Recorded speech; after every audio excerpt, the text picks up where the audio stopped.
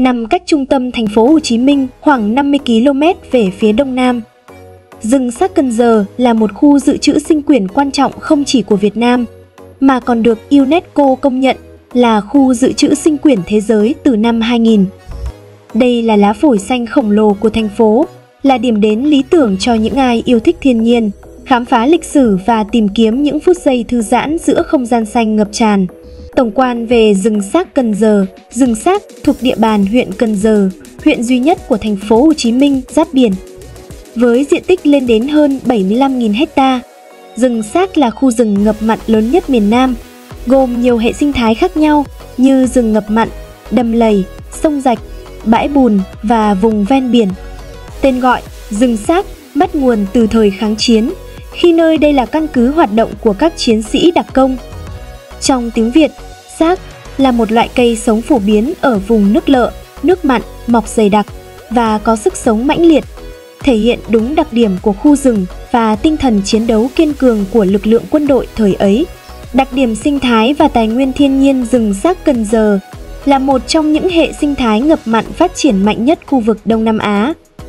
Nơi đây có trên 150 loại thực vật, trong đó nhiều loại cây đặc trưng của rừng ngập mặn như đước, mắm, vẹt, dừa nước. Hệ thực vật phong phú này đóng vai trò quan trọng trong việc cố định phù sa, chống xói mòn, điều hòa khí hậu và bảo vệ môi trường biển. Về động vật, khu vực này có hơn 200 loài động vật có xương sống, 20 loài bò sát, nhiều loài cá nước lợ, cùng hàng trăm loài chim và côn trùng. Đặc biệt, rừng xác nổi tiếng với đàn khỉ tự nhiên hơn 2.000 con, sống tự do và thân thiện với du khách. Ngoài ra, còn có cá sấu, nước lợ, rùa, dái cá, kỳ đà và nhiều loài chim quý như cò trắng, diệc xám, chim bói cá.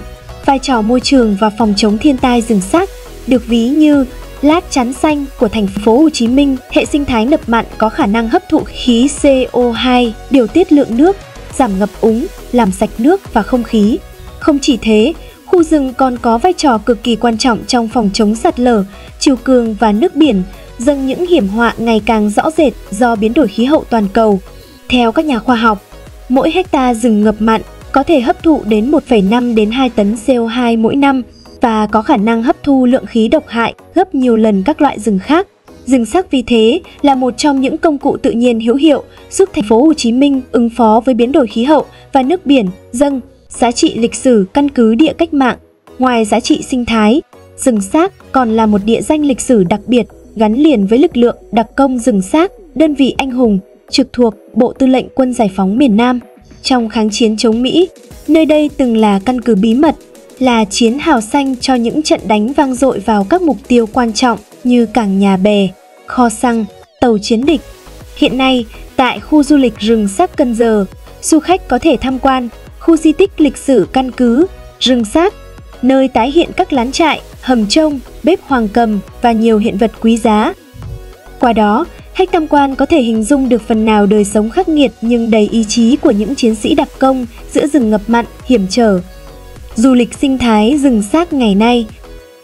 Rừng xác là một điểm đến du lịch sinh thái nổi bật của phố Hồ Chí Minh. Du khách có thể trải nghiệm đi cano xuyên rừng ngập mặn, khám phá hệ sinh thái hoang sơ, tận mắt thấy những tán rừng nước xanh thẳm trải dài, tham quan đào khỉ, nơi sinh sống của hàng nghìn con khỉ tinh nghịch, thích đùa giỡn với du khách, ghé trại cá sấu để tìm hiểu cách nuôi dưỡng và bảo tồn loài động vật này.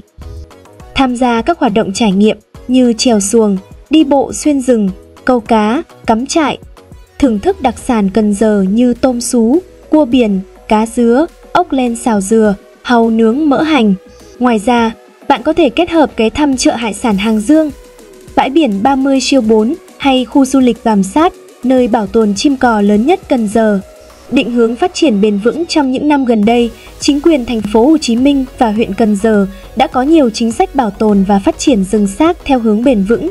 Các hoạt động du lịch sinh thái đều được kiểm soát nghiêm ngặt, hạn chế tối đa việc xâm hại đến môi trường tự nhiên. Rừng xác còn là nơi học tập, nghiên cứu lý tưởng cho sinh viên, nhà khoa học trong lĩnh vực sinh thái, môi trường và lâm nghiệp.